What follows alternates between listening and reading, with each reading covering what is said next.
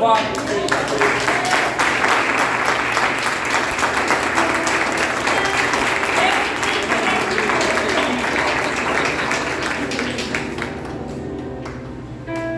ser a igreja, amém? Amém. Amém. Amém. O seu assento em nome de Jesus. Glória a Deus. E abra comigo a sua Bíblia, o mesmo texto que vocês já leram, 2 Samuel, capítulo de número 9. Nós vamos ler do verso 1 até o verso de número 4. Glória a Deus, aleluia. Aleluia. Segundo livro do juiz, profeta Samuel, capítulo de número 9, a partir do verso 1 até o verso de número 4. Glória a Glória a Deus. Deus. Glória a Jesus. Glória a Deus. Ou melhor, vamos estender, nós vamos ler até o verso de número 5. Tá? Então vai ser 2 Samuel capítulo 9, a partir do verso 1 até o verso de número 5. Diz assim o texto: E disse Davi: há ainda alguém que ficasse da casa de Saul, para que lhe faça bem por amor de Jonatas? E havia um servo na casa de Saul, cujo nome era Ziba, e o chamaram que viesse a Davi. E disse-lhe o rei: És tu Ziba? E ele disse: servo teu. E disse o rei: não há ainda algum da casa de Saul para que use com ele de beneficência de Deus?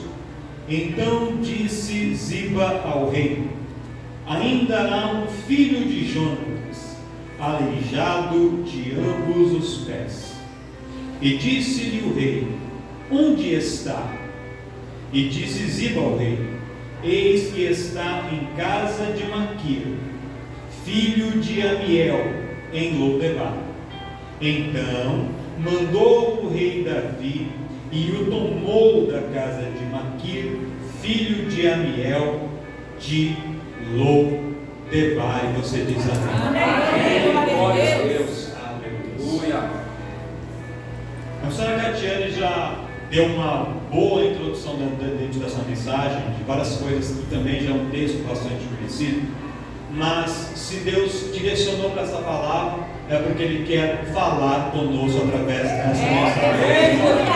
Tem coisas que às vezes a gente escuta uma vez e pega uma parte, a gente escuta uma vez e esquece depois, e aí Deus vem e Ele repete, Ele reforça, para quê? Para que a gente não venha a se esquecer daquilo que Ele tem para os nossos corações.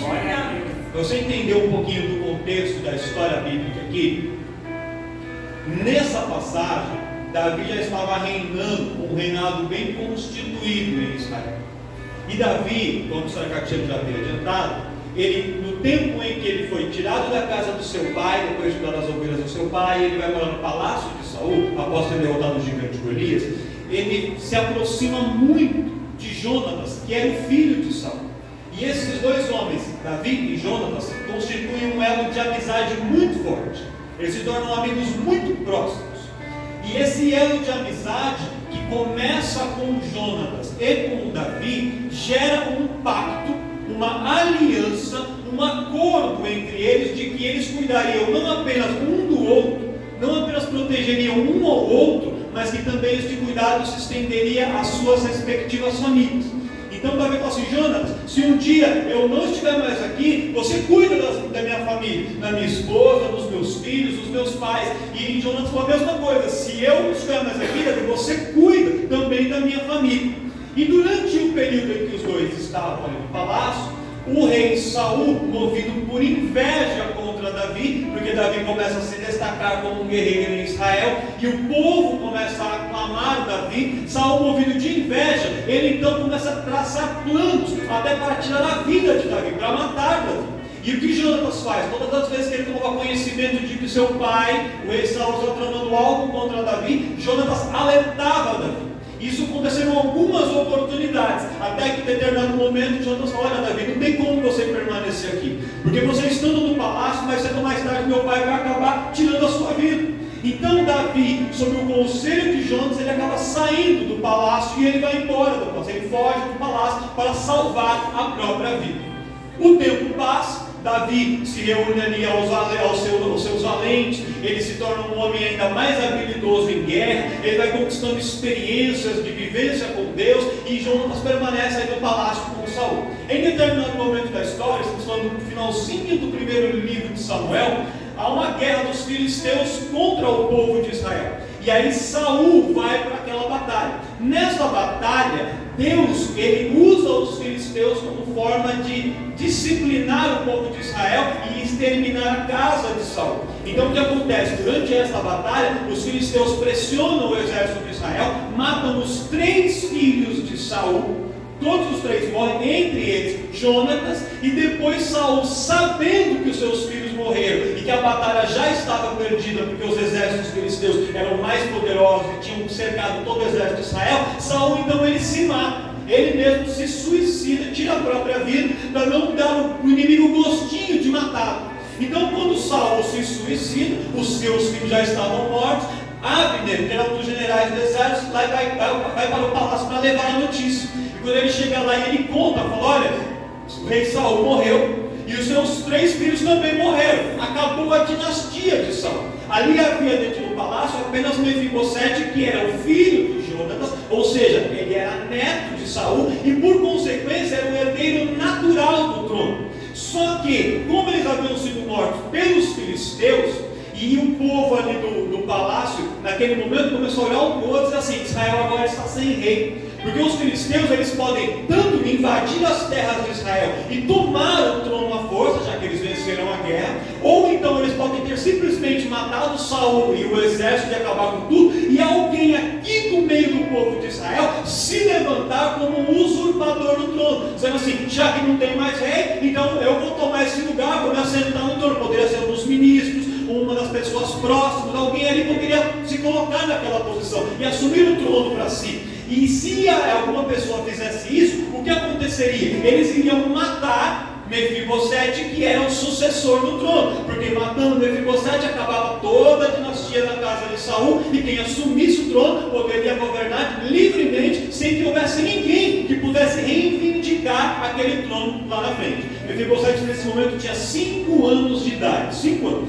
Aí a ama de Mefibosete, a babá de Mefibosete, já prevendo isso, uma mulher muito rápida de raciocínio inteligente, quando ela ficou sabendo: morreu Saul, morreram todos os príncipes, Mefibosete é o herdeiro do trono, ele corre risco de vida, eu vou proteger Mefibosete. A missionária Catiane também narrou isso aqui. Ela pega aquele menino e tenta escondê-lo. Só que no momento de tentar fugir, a Bíblia diz que ela, ao correr com o menino no colo, ele não era um bebê, ele era um menino de 5 anos de idade, um menino já grande, e quando ela tenta correr com o menino no colo, ela tropeça. E quando ela tropeça, o menino cai, e quando cai, ele fratura, ele quebra os seus 2 pés. Meu Deus.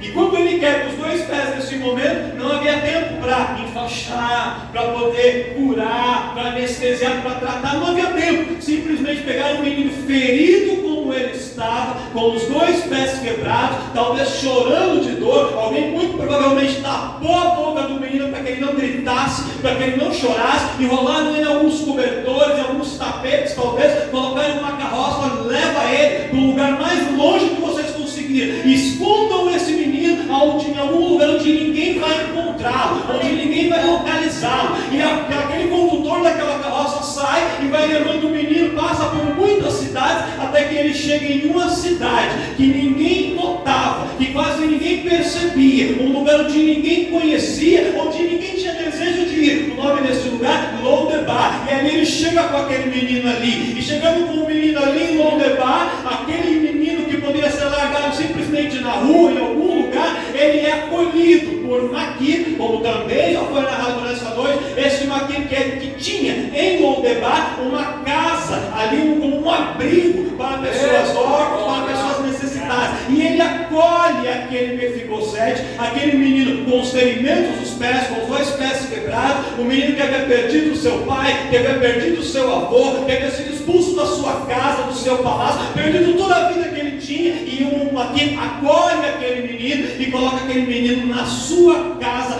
lá em Lodebar, e ali Mefibosete permanece em Lodebar por muitos anos.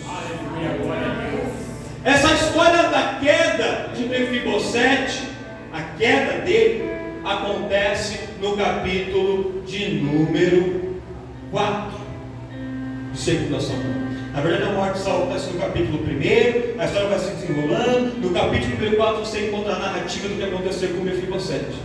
E aí passa o capítulo 5, passa o capítulo 6, passa o capítulo 7, passa o capítulo 8 e chegamos no capítulo 9. Do capítulo 4 até o capítulo de número 9, Davi se estabelece como rei. Israel vence um monte de batalhas e de guerras. O reino de Israel é ampliado. Muitas pessoas nascem, muitas pessoas se casam, muitas pessoas enriquecem, muitas pessoas conquistam muitas coisas. E Mefibosete estava lá em Lo-debar. A vida de todo mundo estava andando, e a vida de Mefibosete parecia que estava parada em Lo-debar. A vida de todo mundo caminhando, passa um capítulo, passa outro, passa outro, passa outro, e a vida dele estacionada. E Deus me trouxe aqui nessa noite para falar com pessoas que olham para o lado direito, para o lado esquerdo, e vê a vida do outro andando, vê aquela pessoa que estava desempregada, hoje já está trabalhando, vê o outro está solteiro, hoje já está casado, vê o outro que não tinha filho, já está com filho, vê aquele que chegou na igreja sem ser ninguém, já está com ministério, já está cantando, já está pregando, já está orando. Ele vê as pessoas crescendo, vê as pessoas subindo, vê a vida de todo mundo caminhando, os capítulos da vida de todo mundo vai andando, e a sua vida está parada. Ei, Deus manda te dizer, o capítulo 4 já ficou para trás, parece que nada está acontecendo, mas o capítulo 9 chegou. O momento da virada de Deus está chegando na sua vida, porque Deus tem um momento de virada para poder operar na sua vida.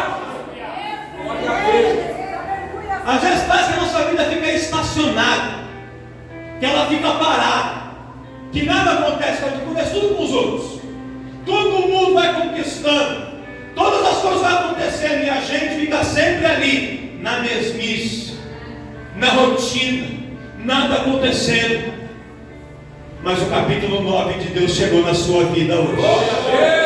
O momento da virada de Deus. Eu profetizo para você que está neste lugar.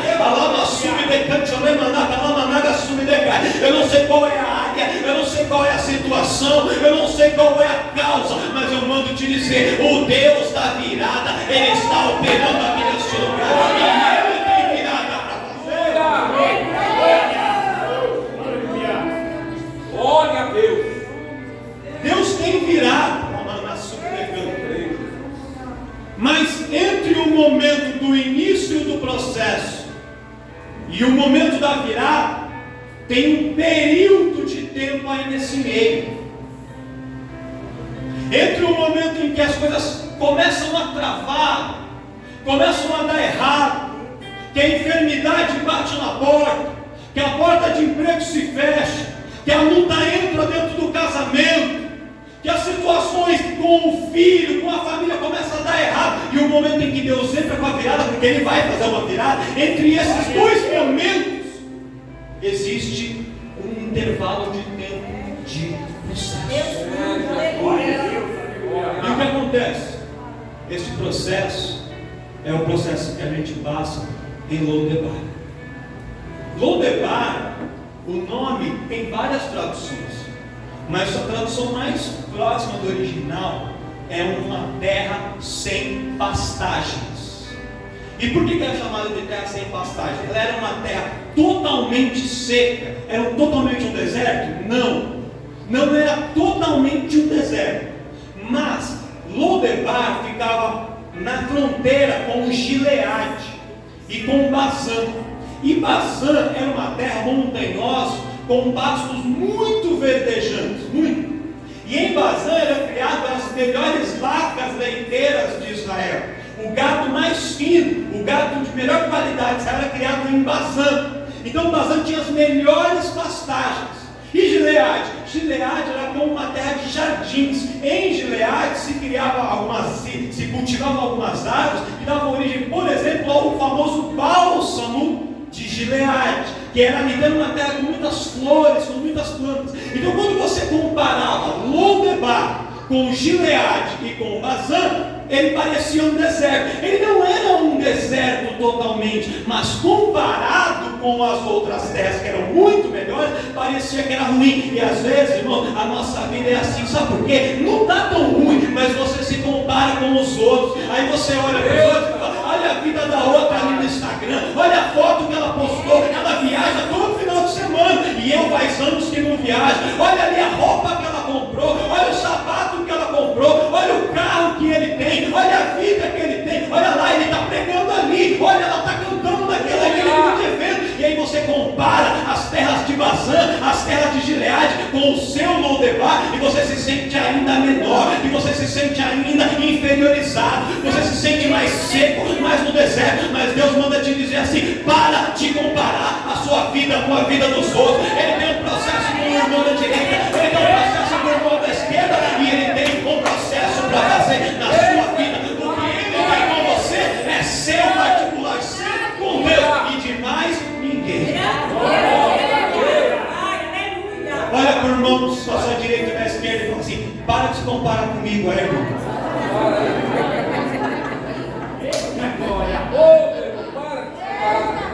Assim, a minha vida é minha vida. Vive sua vida aí, irmão. Quando a gente compara o nosso Lodebar com o Gileade e Bazã dos outros, fica pior, irmão. Às vezes nem é tão ruim, mas a gente olha. Eu vou te falar uma coisa: ninguém que expõe a vida expõe as coisas ruins, as pessoas só expõem as coisas boas. Não pensa que você vê um casal jantando num restaurante chique no sábado à noite, que a segunda-feira deles é daquele mesmo jeito, viu? Aí você olha, aí a mulher vai para a esposa: tá vendo? Ó, ele levou ela para jantar, e eu aqui, ó, lavando louça.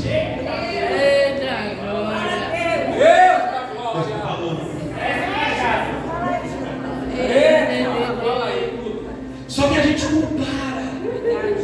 A gente tem um péssimo hábito de se comparar. E se já parou para pensar, que a gente se compara com quem está pior. Você podia olhar e falar assim: olha aquele pessoal ali na África, no Nordeste, eles não têm nada, coitado, eu sou muito feliz por ter o que eu... A gente não, a gente se compara com quem está melhor, para a gente se sentir mal. Para ficar mal. Meu Deus, revela aí, Senhor. E ele fala assim: nossa, eu moro em Lodebar, coitado, eu moro no deserto do Saara, olha, pior. Não, a gente olha para as colinas de Bazã, para os montes de Gileade, fala: Gileade é maravilhoso. Bazã, pastos, mas aqui não tem pastagem. A gente sempre se compara, a gente se coloca para baixo. Levanta a mão direita assim. Eu repreendo aqui nesta noite todo espírito de inferioridade que o inimigo tenta lançar sobre pessoas aqui. Você não é o menor, você não é inferior, você não é o pequeno, você não é aquele que não serve, aquele que não presta. O inimigo tenta te lançar isso, ele tenta fazer você olhar para Lodebar e se comparar e se sentir inferior. Mas Deus quer te dizer nessa noite: você tem valor, você é especial, você é importante. A Lodebar é um tempo, Lodebar é uma etapa, Lodebar é um período, Lodebar é uma fase, mas vai passar, vai passar, vai passar, e você vai ter uma vitória.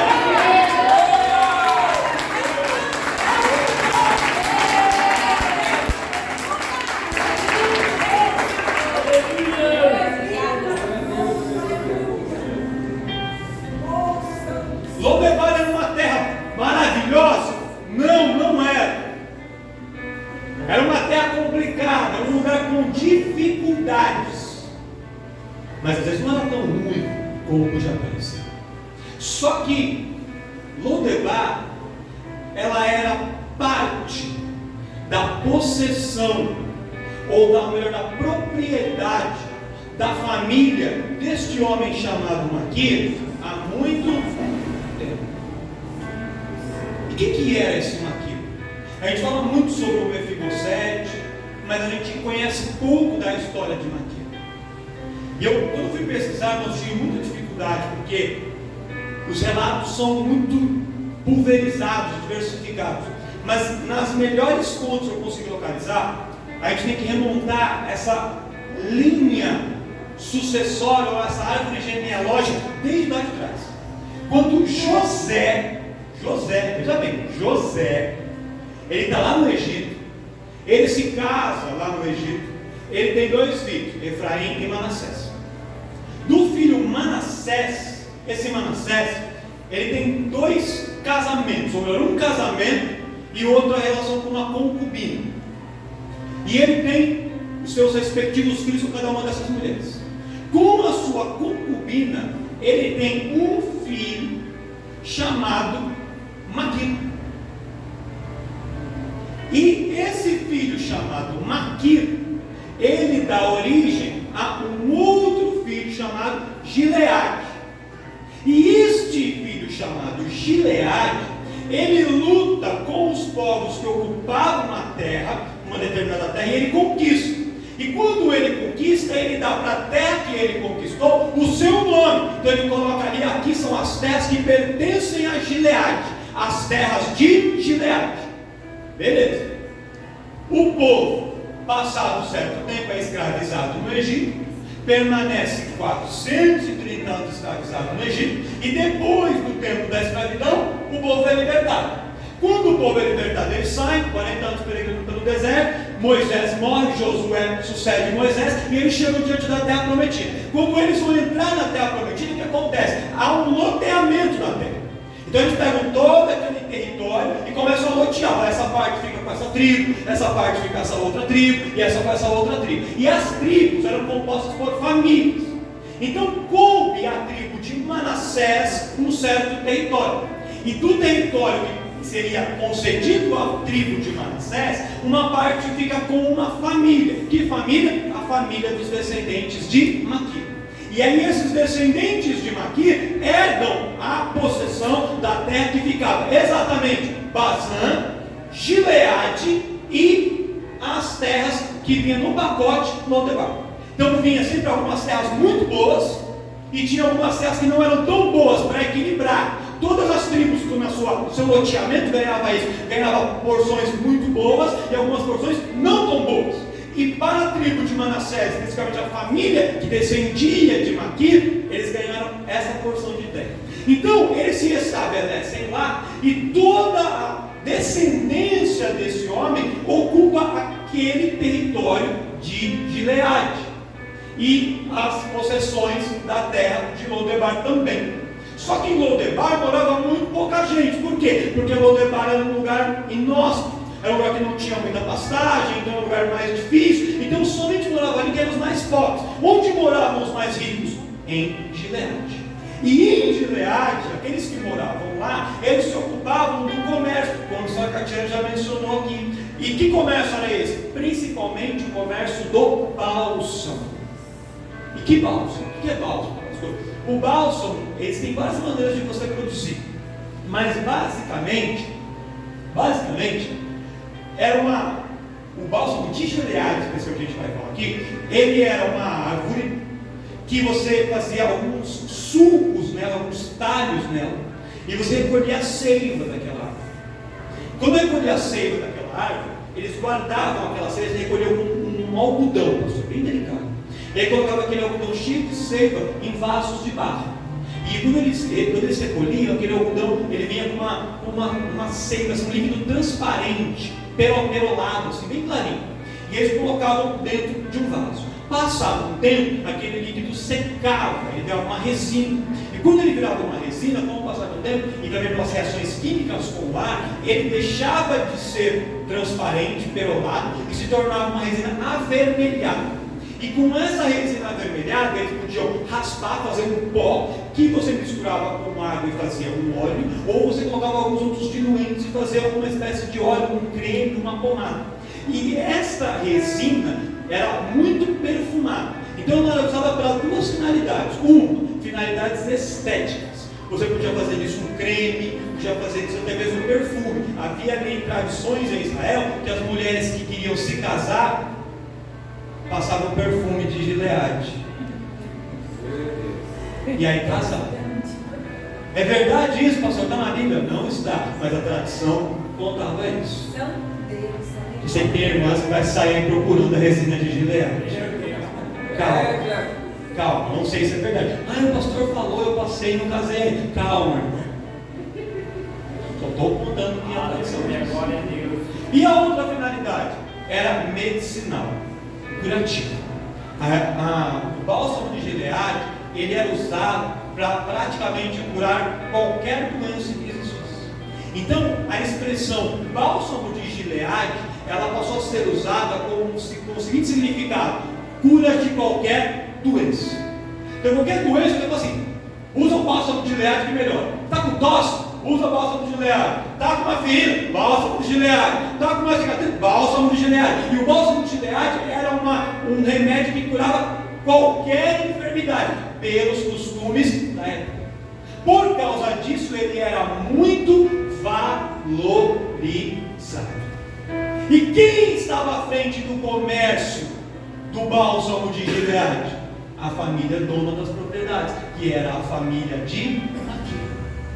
Então a família de Maquir ganha muito dinheiro com isso, e eles enriquecem muito. E o Maquir entendeu um mistério que a gente precisa entender: que Deus não dá nada para mim ou para você apenas para aquilo ficar para mim ou para você. Deus, quando Ele entrega algo para nós, aquilo que Ele entrega para nós é um instrumento, é um meio, é uma ferramenta para a gente usar a favor do reino de Deus. Aleluia! Pastor, eu entendi. Vou te dar um exemplo. Quando Deus abre uma porta de emprego para você, não é apenas para você trabalhar, não é apenas para você entrar às 8, sair às 5, ganhar um salário e vir embora. Não, ali naquele lugar, Deus vai enviar pessoas, colocar você em contato com pessoas, e através da sua boca, da sua vida, Ele vai edificar pessoas. O seu testemunho, a sua história vai poder fazer mudança na vida de pessoas. Pessoas essas que você não conheceria se não tivesse ido trabalhar lá, mas o Senhor te colocou lá, e lá naquele lugar Ele vai usar a sua vida como canal de bênção. Quando você se casa com alguém, não é só você e aquela pessoa para ter uma relação de marido e mulher. Não é só isso. Através daquela pessoa vem a família daquela pessoa e a sua família, e você começa a conhecer amigos que são amigos daquela pessoa que você não conheceria de outra maneira. E através daquela união, daquele matrimônio, Deus usa você para alcançar pessoas, e coisas vão acontecendo e Deus vai abençoando. E até mesmo nas provas, irmão, quando você vai parar dentro de um hospital, está ali internado, está ali naquele lugar, não é apenas para você ser curado, receber um tratamento. Até naquele lugar Deus permite conhecer pessoas e passar por experiências naquele lugar, orar por pessoas que você não conheceria se fosse de outra maneira. Quem esteve aqui na quinta-feira, que a irmã, que a missionária Rose contou o testemunho, viu que o filho da pessoa passar por um processo e ficar internado muito tempo ali no hospital, e ali ela foi usada para orar por muitas pessoas que foram curadas. O filho dela estava doente, mas ela estava sendo curada. Por quê? Porque Deus estava tratando, e não era só sobre o filho dela, não era apenas sobre ela, é sobre o reino de Deus. É muito maior, é muito mais amplo. Deus não tira alguém, irmão, da sarjeta, não tira alguém da rua, não tira alguém do bar, coloca dentro de uma igreja para a pessoa pegar o microfone e cantar um louvor e descer e receber meia dúzia de aplausos. Não, quando Deus resgata alguém, é porque Ele quer fazer dessa pessoa um ganhador de almas, um pescador de almas, alguém que vai exaltar o nome dele, porque é muito maior do que nós, é sobre o reino de Deus. Você consegue olhar para alguém e dizer assim: não é sobre você, é sobre o reino. É sobre o reino. Aleluia. Maquir entendeu, irmãos, Glória a Deus. que aquilo que ele tinha não era só dele, e ele precisava usar aquilo que ele tinha para abençoar outras pessoas. Glória a Deus. E ele construiu esta casa de misericórdia, de abrigo, de recuperação. E quando Mefibosete chega naquela casa, um menino traumatizado, ferido, perdeu a família, Maquir se responsabiliza por cuidar de Mefibosete. Mefibosete, ele é tratado. Mefibosete, ele é cuidado. Mefibosete é acolhido. E isso faz toda a diferença na história daquele moço. É interessante, irmãos, quando a gente lê o texto, no verso 4, quando Davi pergunta para Ziba, vamos botar umas gentileza aí, no verso 4, quando Davi pergunta para Ziba, ele fala assim: mas onde que ele está? Onde que está esse menino? O Ziba responde assim: eis que está em filho de Amiel em Lodebar. Veja que Lodebar está por último. Antes de estar em Lodebar, ele estava na casa de...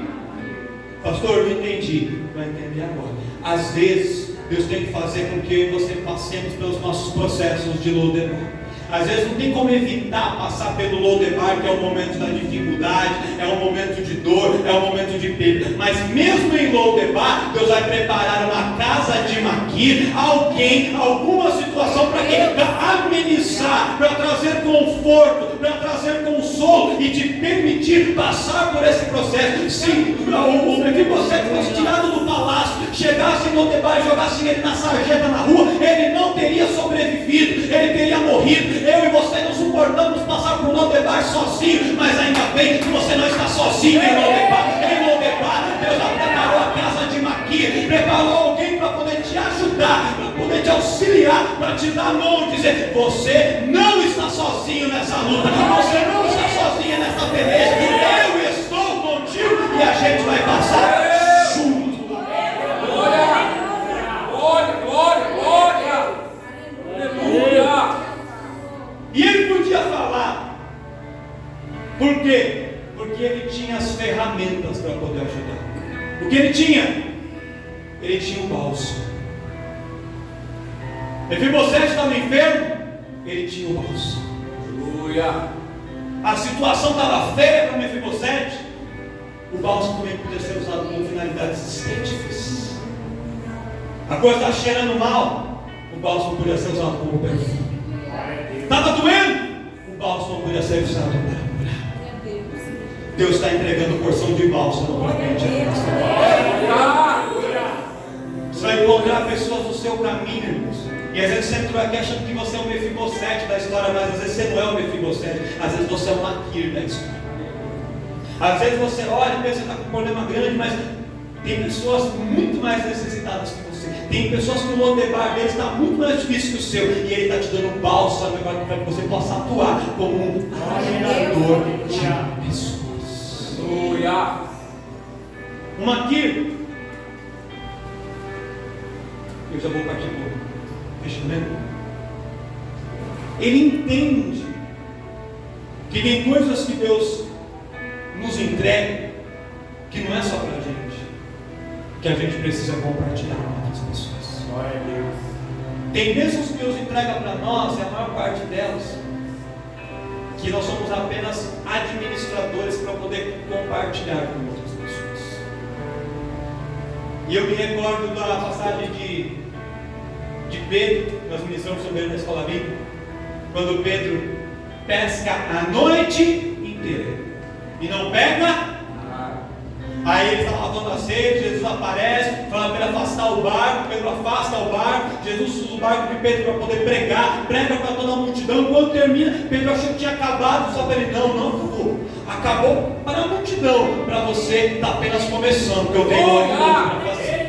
Faze-te ao mar alto para pescar, Pedro. E Pedro então ele vai para o mar alto, ele entra no mar novamente, mesmo sabendo que não era a hora propícia, que não era o mais adequado, que já estava cansado, que pescado trabalhou a noite toda, mas ele vai debaixo da palavra de Jesus. E quando ele lança a rede para pescar e ele puxa a rede veio com uma quantidade tão grande de peixe que sozinho Pedro não seria capaz de trazer aquilo para o seu barco e chegar em terra firme. Se ele puxa todo aquele peixe para o seu barco ia naufragar, o seu barco iria afundar. Por quê? Porque o que Deus estava dando para Pedro não era só para Pedro, era uma demonstração de que quando Deus abençoa, não é só para você, através da sua vida, Ele vai alcançar a vida de outras pessoas. Vai como um canal de bênção. Pedro começa um dia sem ter nada para si, e ele termina o dia tendo para ele e vai entregar para outras pessoas. Ele começa o dia sem ter nada para levar para casa e termina o dia tendo para si e enchendo o barco de outras pessoas. Pastor, o que você quer dizer com isso? Eu quero dizer que a bênção de Deus que está sendo declarada neste lugar e que está sendo liberada sobre a sua vida, na área financeira, na área espiritual, em todas as áreas da sua vida, é algo que é maior do que você. Vai alcançar a sua vida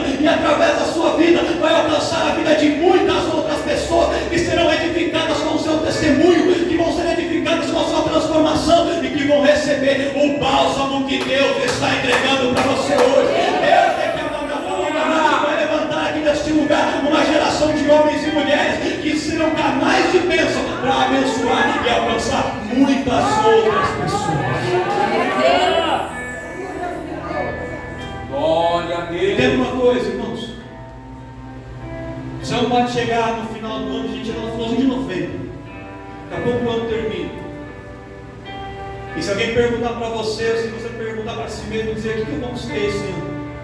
Dizer, eu ganhei 10 mil reais a mais na minha conta. Eu troquei de carro. Eu reformei minha casa. Isso tudo são bênçãos, sim. E tem que se alegrar. Mas não pode ser só isso. A gente tem que ser pessoas, homens e mulheres que impactam outras pessoas, que impactam vidas, que transformam pessoas. O reino de Deus não é sobre coisas. O reino de Deus não é sobre contas bancárias. O reino de Deus não é sobre carros. Não é sobre chave de casa. Isso tudo são as demais coisas que Ele acrescenta como consequência de uma caminhada com Ele. O reino de Deus é sobre pessoas. Nós somos chamados para fazer a diferença na vida de pessoas.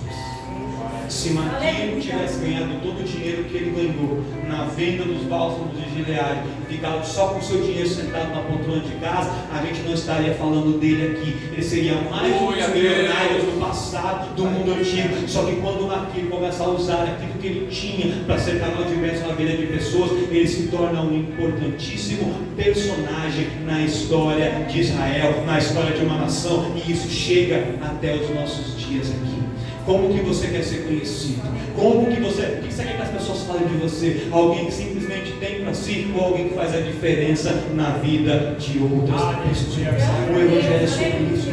A gente vem para a igreja para aprender, não só para mudar a nossa vida, mas para a gente ser canal de bênção para a vida de outras pessoas. É uma missão muito maior e a gente tem que entender isso. Não para na gente. Nós somos apenas uma parte desse processo. Passa por nós para alcançar outras vidas, outros casamentos, outros ministérios, outras famílias, outras pessoas, e assim é um ciclo vitorioso e virtuoso do Evangelho da salvação. Se coloca de pé. Glória a Deus. Eu estou combinando com a professora Catiane para cantar um louvor. Não sei se vai ser ela que vai cantar ou vai ser alguém.